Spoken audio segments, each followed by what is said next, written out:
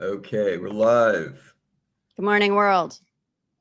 We are Good morning. definitely going earlier than usual, which Yeah, is early as fuck for me, Kelly. I don't know. I I don't know how know. good I'm gonna talk at 6 a.m., but you know what? We're gonna give Is this a it go. 6 for you? Oof. Yeah. Listen, Well, it's 12 for me, and I feel like it's 6 for me. So well, we'll both be off our game.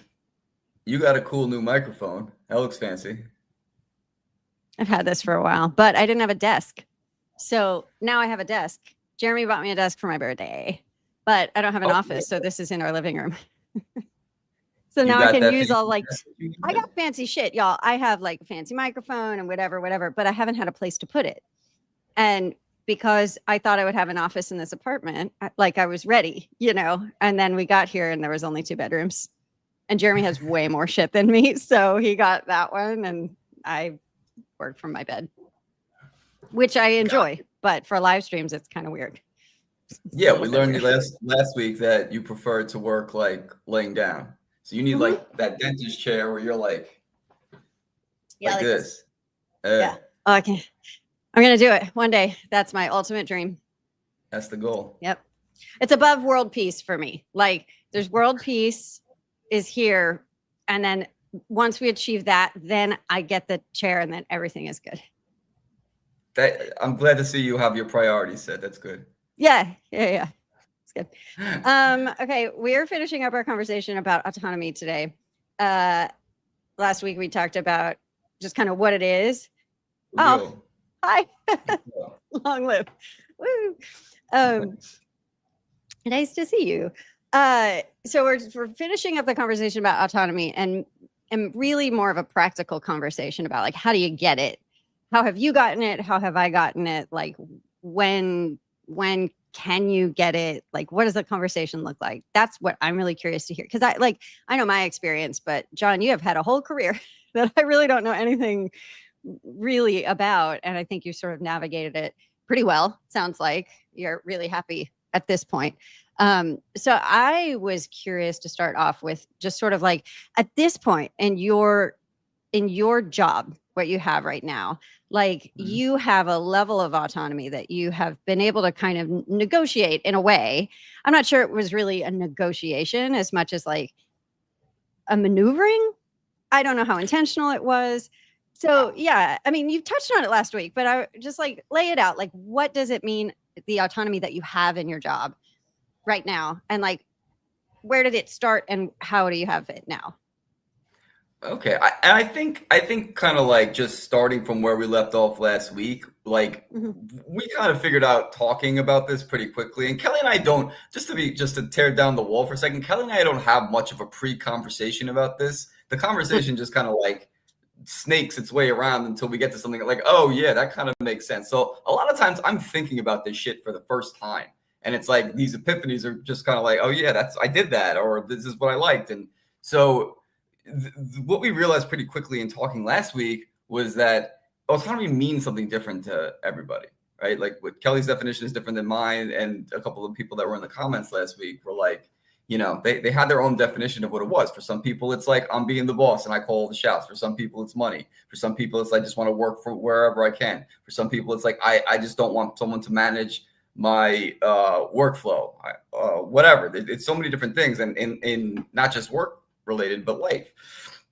So to your question, for me, it was more about like, first off, I need to be working on something that like matters to me. I can't just do it for you development work and be happy. I learned that because of freelancing. I don't think that I could ever just do that and be fulfilled. I can do it and earn money, and that's good, but it slowly kills me. Like it erodes my soul at a pretty like drop off rate. So autonomy, negotiating autonomy. Let me try to circle back to your question.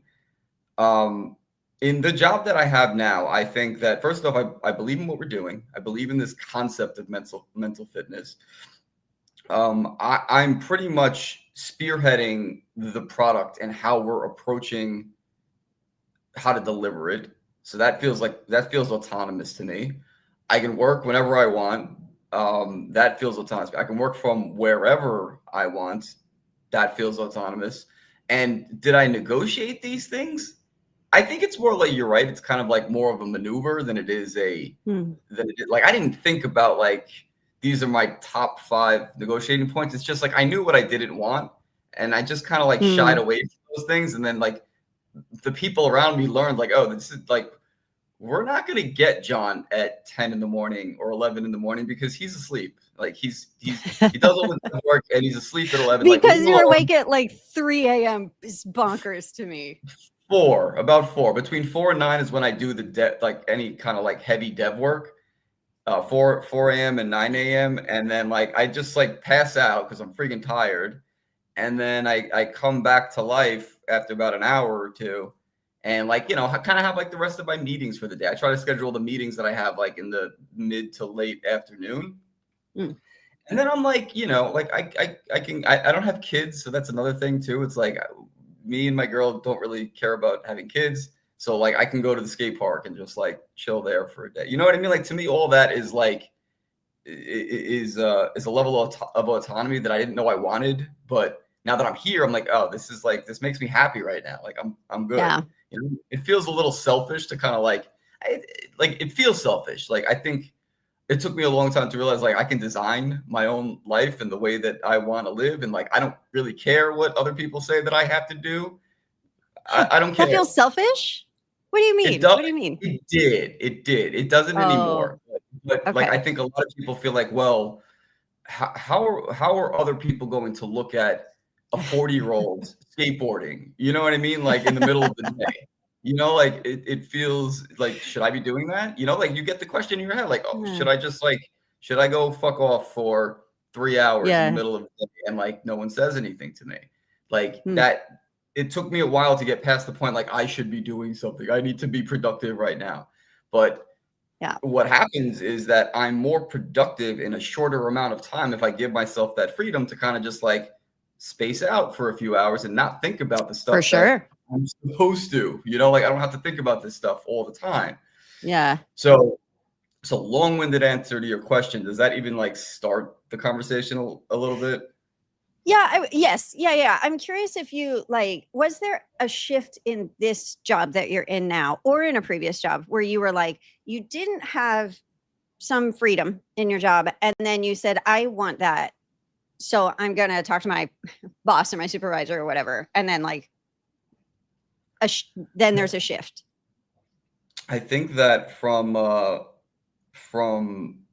yeah, definitely. I mean, one of the small companies that I worked for, I had to be there every day. Like it was a 2-hour commute each way. I had to be physically in the office. Yeah, it sucked.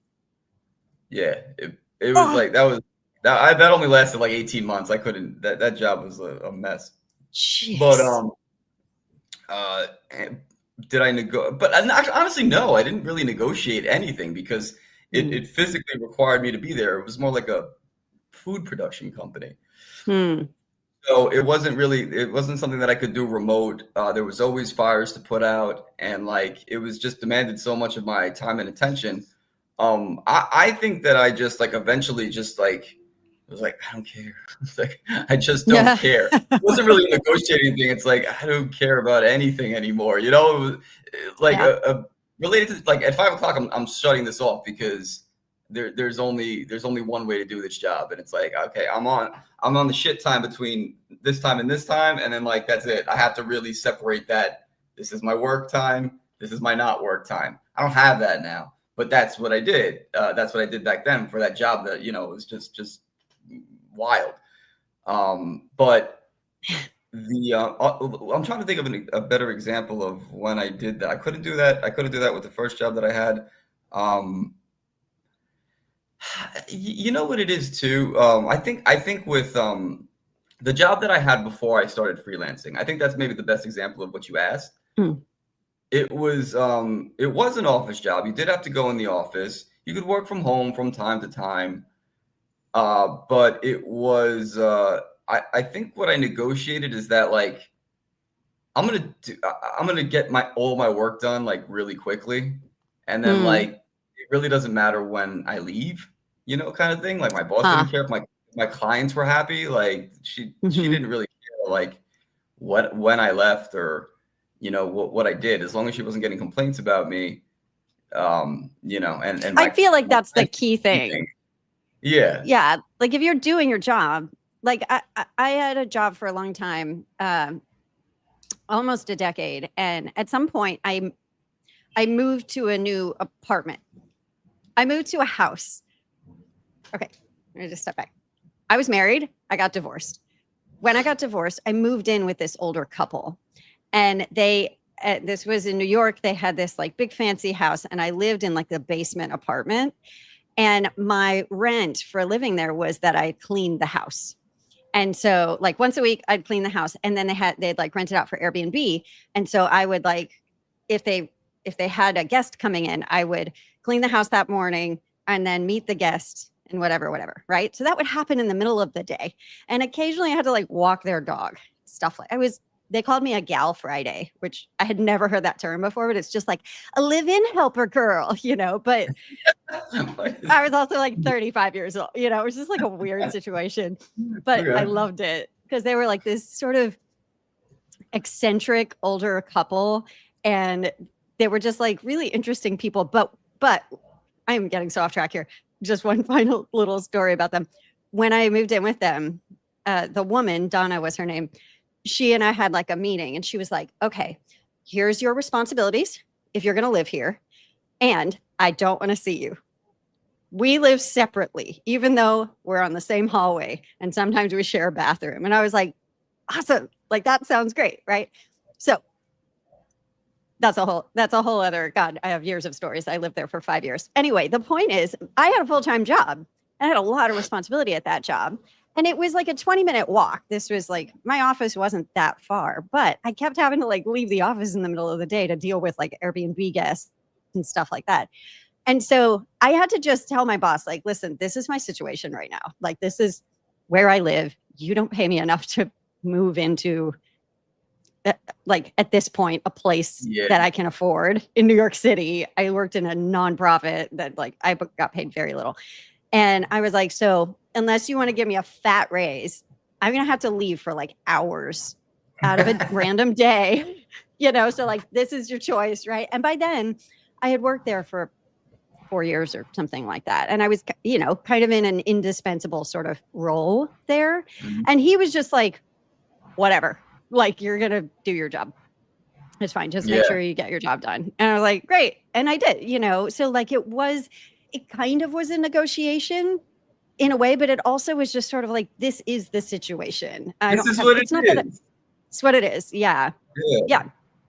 And they didn't have any other options. I didn't feel like I was twisting his arm or anything. He literally didn't care when I got the work done. It wasn't that kind of, I mean, there were deadlines for sure, but he knew I'd hit them. So it was fine. Right. But it was a conversation, and I did have to like sit down with him and weirdly like explain my personal life to my boss, and also have this like kind of vulnerable moment where I was like, you don't pay me. You just don't pay me very well, and so now I live with an older couple as their gal Friday, it's a little awkward. I think that's really important for like people that are just entering the workforce too. Like, know the value of like explaining like, you don't want to have to like explain your personal life sometimes, but if there's a reason that it's affecting your job, like, it's better to say it. If your boss is going to get pissed and say, no, we don't accept that, blah, blah, blah, like, well, this job is not going to work. You're not going to do it there. It's impossible.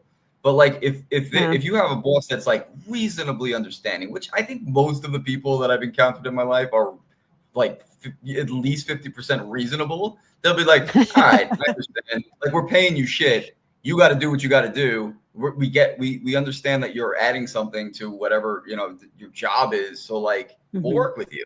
I feel like that's more the case than not. But that initial like fear of like, oh man, I can't tell them what's happening is. Well, and like, I mean, that job was very personal stuff. Like, it was like youth development. We all talked about our feelings all day long. So it was like, he already kind of knew what was going on, but it was like a layer above that I really wasn't like trying to talk to my boss about. And, just kind of had to. And honestly, it worked out really, really well. I mean, I lived there for another 5 years, right? So like, it was a good situation. But I have a friend of mine, Lynn, who I mentioned last week. She negotiated time off in her job, and I remember this while we worked together.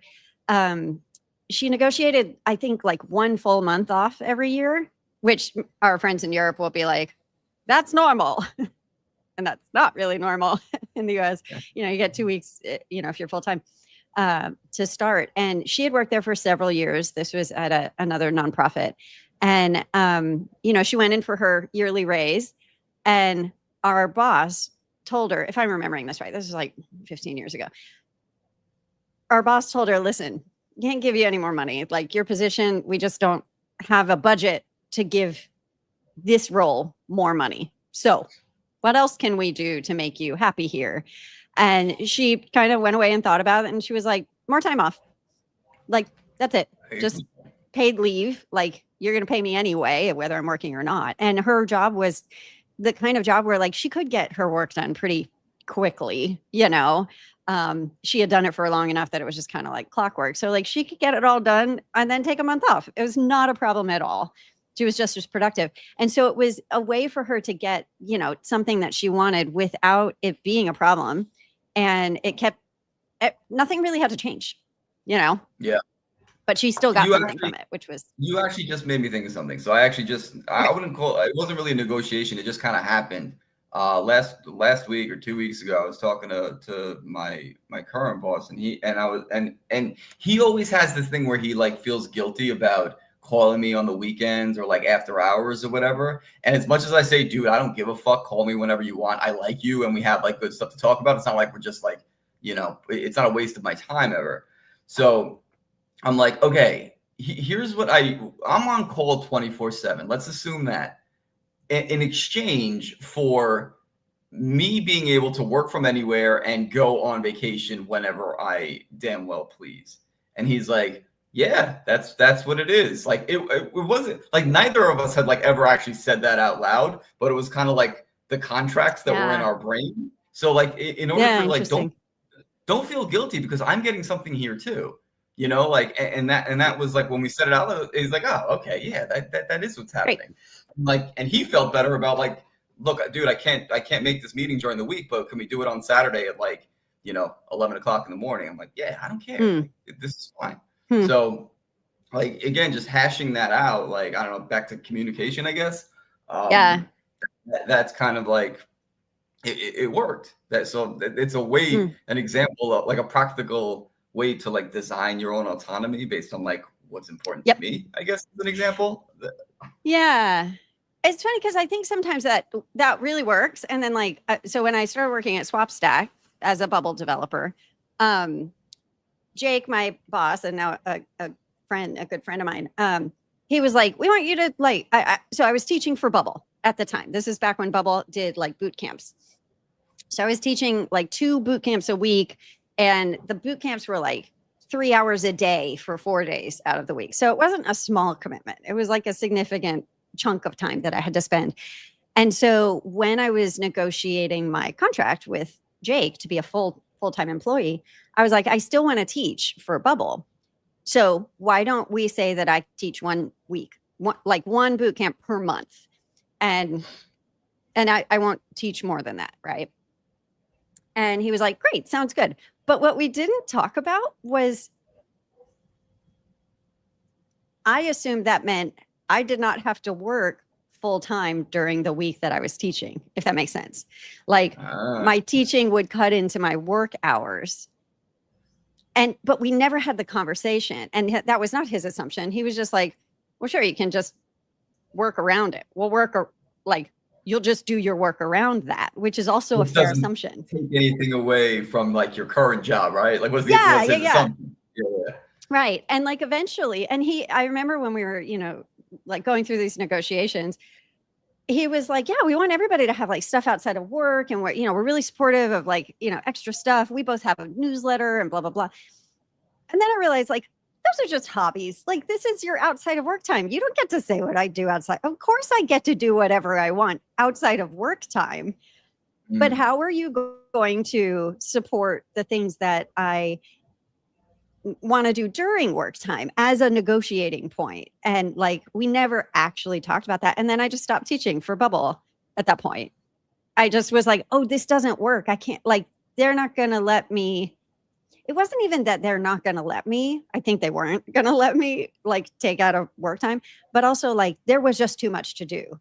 And I didn't want to start off in that job like letting them down automatically, and like it was just so I just stopped teaching for Bubble, and then Bubble just cut the boot camps program, so it actually worked out. It actually just worked out. But I remember that conversation going like, oh, I wasn't explicit. I didn't specifically say, just so I'm clear, that means those weeks there's 12 hours or whatever. Yeah, about 12 hours. What's 3 times 8? 24. There's going to be, is that right? I can't do I think it's 24. I don't even try. Like, I'm not even going to try to figure it out. So like, I never said during those weeks, I'm basically working half time. You're only going to have me for 20 hours, right? That, are we understanding each other? I never said that. And so basically like I lost in that, which kind of sucks. Okay, so do you think it was the right call? I'm curious, like, in that decision that you made, even if, like, say Bubble didn't shut the boot camps down, was that the right call at the time? Or was it like, oh man, that was like, I kind of sacrificed something that I wanted to do or gave up something I wanted to do? Is that like how you felt about it? For a long time. Yeah. I was like, that's a bummer, but when I look back on it from like years later, I really think like, what am I going to learn from doing one more boot camp or 3 more boot camps? Like I'd done a number of them at that point. And what I learned during the 24 hours a week when I wasn't teaching, when I was at SwapStack, was way more than I would have learned. I mean, I really love teaching. So that part of it, I was upset that I didn't get to do for that entire year and a half that I worked there. But like I teach now. So like, like it's just kind of, I didn't get to do the thing I wanted to do when I wanted to do it. But I think also I just kind of realized like you kind of can't do everything you want to do all the time. Sometimes you're just, it's phases, or it's like, or you'll come back to it at some point, like in a different form. But I mean, like that's hard to know when it's happening though. Like I had kind of just started teaching for Bubble, maybe like, I don't know, 6 months before or something like that. And so it was new, and, it felt like a huge opportunity, and it was a huge opportunity. And so like, I felt very like, oh, this is important.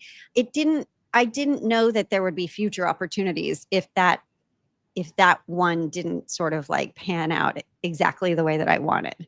I still teach for Bubble. So like everything worked out just fine, but you can't know that in the, before it works out. That's right. I think that like even when I was working for myself, it didn't feel like, it felt like it felt very permanent, and it wasn't, but it felt very permanent. It's like, oh man, I achieved this thing that I set out to do for so long, since I was such a young age, where I'm working for myself, the pinnacle of life. And like, it just wasn't what it didn't do anything for, like, if anything, it sucked the life out of me. It didn't, like, not having a team to work with, I didn't realize how important that was to me until I had no one, except it was just me and like, some other freelancers that we would work together, but it never really felt like a cohesive team. There was no one like specifically relying on me, except maybe the customer, but you know how that goes.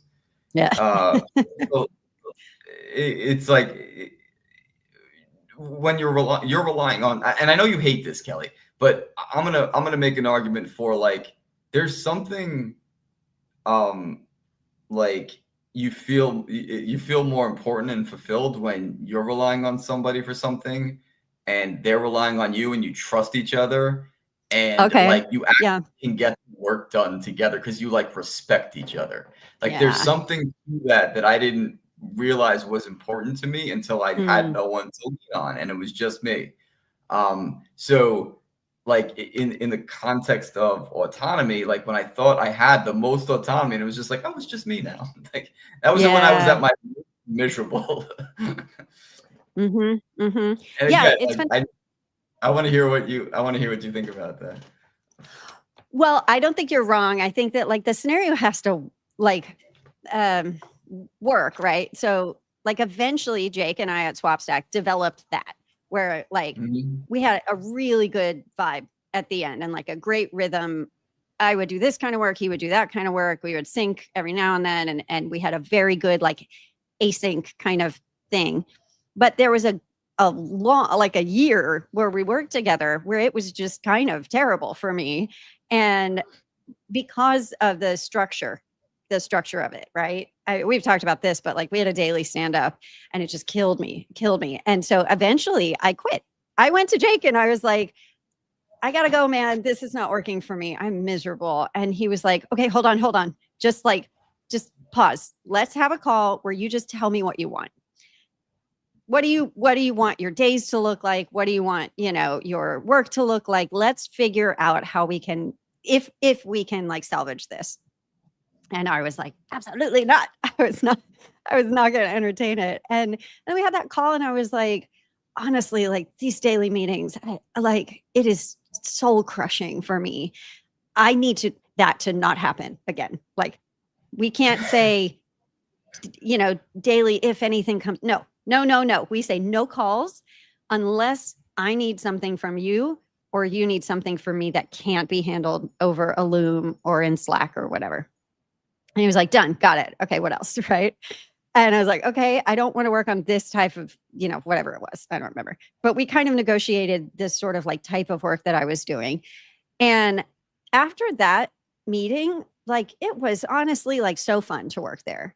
I was so happy by the end of it. I still felt constrained. I still didn't love having like to be sort of working on one thing for 8 hours and not being able to do like planning events and doing, like I like to do a lot of things. So I still was it wasn't quite right for me, but it was so much better. Now, I will say, I don't think I handled that well.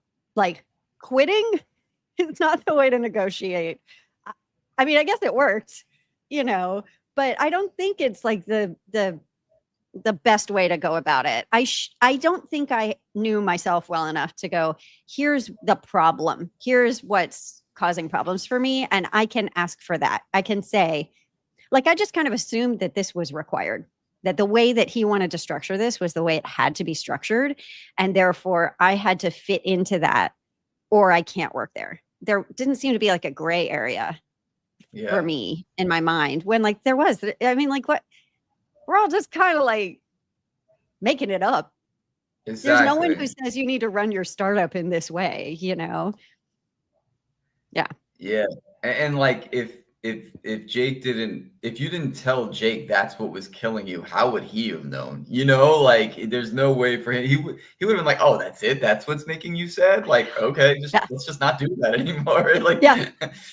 He would have never known, and I think that's a lot of like like you said it's kind of like, okay, this is important to me. You figured out something that was like important to you and you're like, oh, this is the thing. It's not this job or jobs in general. It's this one part of this job that's like making me absolutely miserable. And that's kind of like the boundary that you draw, right? Like you as whatever. It's like it is a lot of negotiation between you and whoever you're working with or working for, whatever.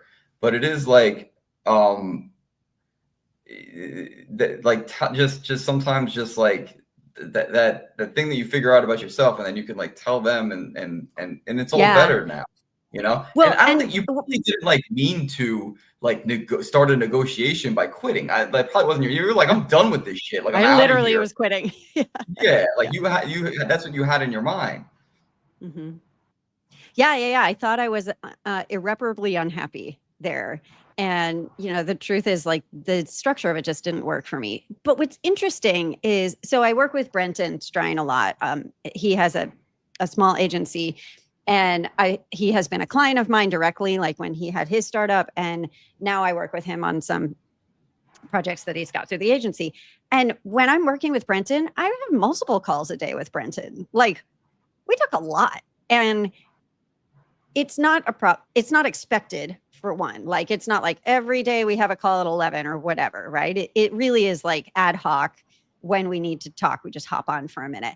But he brought this up a couple weeks ago. He was like, I had said that I don't do calls, like, just generally I don't do calls with clients, occasionally, but not much. And he was like, really? Like, we talk all the time. I was like, yeah, I don't know. It's just like you're a different client somehow. It didn't occur to me that it's not calls that's the problem. I think it's just sort of like I think it's really not dangerous, but like, kind of problematic to just pigeonhole yourself into someone who like doesn't like calls, or doesn't like having a job, or I don't do this well, that kind of thing, because then you can just cut off opportunities, or I don't know, dig your heels in on something that maybe doesn't actually matter. Maybe it was that in that job at SwapStack, I think I was really insecure about my skills. And Jake had something of a traditional coding background. And I was just and he had worked for like Amazon and I don't know, he'd just been in tech for a while. And I was really intimidated by that. And he was younger than me, like a lot younger than me. It just I felt so out of my skin in that job for a long time. And so I think I was trying to peg specific things as the problem, when the reality was like, I was just in an uncomfortable space for myself. And I just kind of put it on him, also. And I don't know if this is maybe a little bit personal, but my husband, we were dating at the time, he collapsed. I don't know if I ever told you about this. Did I tell you about this? Oh, okay. So he collapsed one day in the shower and like passed out, and I found him on the floor, and he was like, I don't know if he was breathing or not, but my brain went, Jeremy's dead. And for like 10 minutes, he didn't move.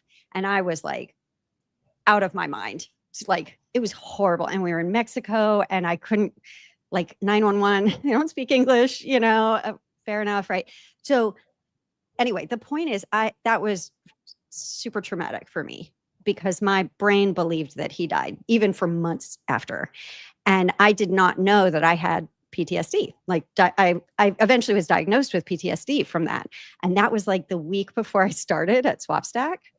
And I went like a little nuts from it. I couldn't, like, I cried on almost every meeting that I had with Jake for no reason. Like, something he would say would just make me start crying. It was so embarrassing. It was so embarrassing. So that went on and on for months. And I finally like got some therapy, and my therapist was like, yeah, honey, that's trauma. Like, that's some serious trauma. Your partner died in your brain, and you've been grieving. Yeah. And so on top of this being the first job I'd had in like a long time, and all the other stuff I just said, I also had like this personal shit going on that I hadn't dealt with at all. I didn't even know to deal with. And that on top of it was just making the whole thing awful. It would have been any job, you know what I mean? And so all that is to say that I think your job is like one slice of your life that is affected by all the other slices of your life. It all kind of works together. And I was trying really hard to just kind of like, this is this, and this is this, and they're separate. And why would this impact this, And they definitely impact each other. So. They do. And I think that's like, especially again, like thinking about just American society, we don't look at like the way that we're like taught to think about work is like, you have your work life and you have your home life, and these two have to stay compartmentalized. That doesn't work. It doesn't work that way. Like any personal thing that you go on, you're going to carry into your work. You're not going to be able to focus on what you think you should be doing because you've got some crazy traumatic shit that your brain is trying to process. And like, how are you going to focus on like sending like seemingly meaningless emails? I didn't give a shit. Exactly. It's like, you don't care about that when you've got something going on. Like, And I think that, that's a big part of like what I think we're doing at Forte is like that kind of thing. It's like, Yeah. what do you got going on in your life, and how is that carrying over into other areas? But like, I don't know. I've never been able to like do good work if I've got something fucked up going on in my personal life. Like I Yeah. gotta figure that out first. And it's hard to even know like what is it that's even bothering me? Like I'm sure it wasn't immediately obvious to you that it's like, oh, Jeremy Jake, yeah. collapsing. Jeremy collapsing was like that's messing me up in so many different areas Yeah. here. No, Because I would again, never have. Yeah. I was talking to my therapist about just like I felt just kind of depressed, which is not normal for me. And I was like, also, like, I keep checking on Jeremy in the shower. Like when he takes a shower, I have to go in there and be like, you still alive? Okay. I had to do that every day. I did that for months and months. And she was like, right, you're having a flashback of a traumatic experience. And like that's how that plays out. That is what PTSD is. And if I had not mentioned that to her, I still don't think I would know that was the culprit. Like trauma behaves in weird ways. It hides itself in your brain and then it kind of snakes into other areas of life and kind of like pokes that. And then you think that's the problem. And that protects the trauma from like ever being, addressed, right? And it just attached itself to Jake, man. Poor Jake. My God, I can't believe we're still friends. He put up with so much for me. So every week he would get on the call and he would say something and that would make you cry. And like, what was Jake like? I'm sorry. Like, I didn't mean, like, how did he react to? Yeah, sometimes Jake is like how would he react? I think sometimes he would just get real quiet and just look at me like, what do I do right now? And then I'd be like, I gotta go. Get off the call. That's exactly how I would react. Like, oh, what did I say?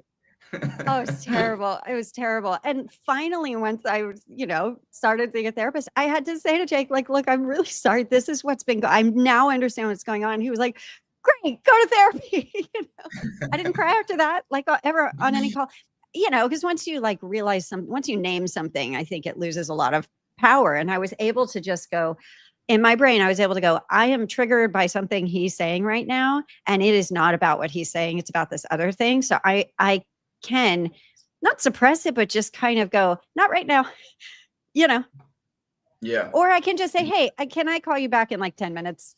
And he'd be like, great. Just became, he was really understanding of it. He was very, very like a friend about it, So sure. That's like nice. What it is. Yeah. Anyway, okay. I had another thing that I wanted to ask you about or talk about anyway. You said something a minute ago that was, I think, an important aspect of this, which is, I can't remember what you said, but it was something about like team dynamics. Like, what are people going to think if I get this, right? If I get this level of freedom. And I think that is an important thing to like consider. I think there's considerations when you're going to ask for some type of accommodation or, freedom in your job if you are working with other people who are not going to also get that same accommodation. Have you been in that kind of situation? I think so. I think that, well, it for me, it wasn't really like what a coworker would think when I said that. It's more like, should I feel? Oh, just the world.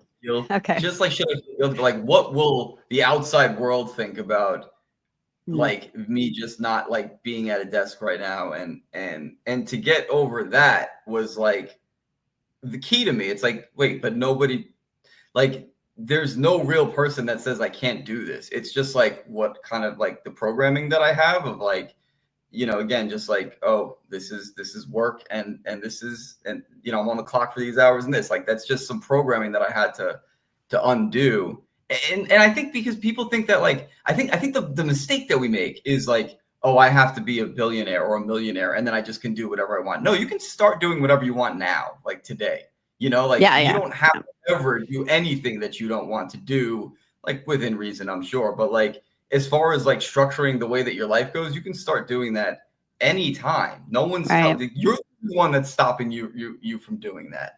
And Do, like if someone else is however, like, go counterpoint, ahead, counterpoint. go ahead. I think it would be hard to do that when you're like brand new in the workforce. Like you've just started working, you got your first job. It it it might not be a great idea to start trying to negotiate freedoms when you haven't proven yourself yet. How do you feel But about what I just said? I don't think that it's a negotiating thing. I think it's I think the problem is you don't really know what you want when you're that young, when you're new to the world. You don't even know what Yeah. it is that makes you like pisses you off yet.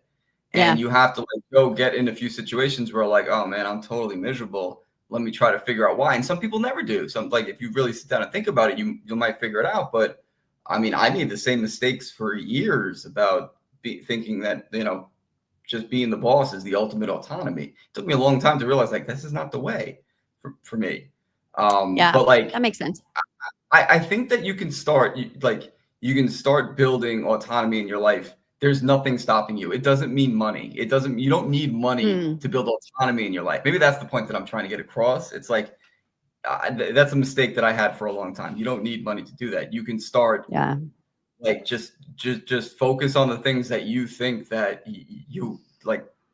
I don't know. This sounds so like, what do you call it now? Like, because there's so many people that have a job that they don't like and they feel like they have to be there, and I've been there too. So it feels like a little, I don't know. I feel stupid saying this out loud, but when it occurred to me that this is true, like my life started to get better. Like it just started to get little by little. It wasn't immediate, but like little by little, I just started making all of these different adjustments in my life that I'm like, oh, well, who said I had to do it this way? Nobody.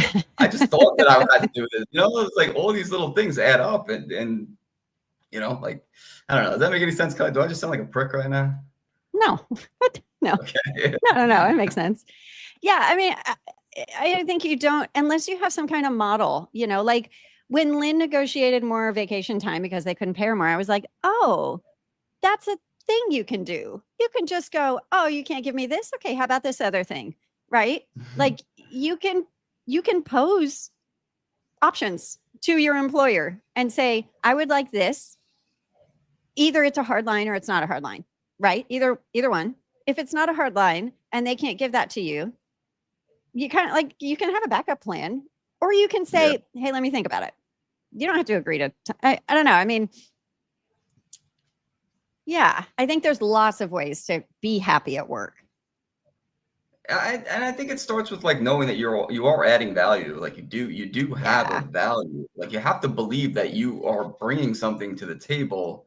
And I don't think you need that many years to prove that. If you're honestly a reliable person, that's like people find that so valuable. If you just do what you say you're going to do, which is fully within your control, like you will gain respect from people and you'll have leverage in what you ask for. I think that that's one of the most underrated things. Just like do what you say what you're going to do. It's so simple.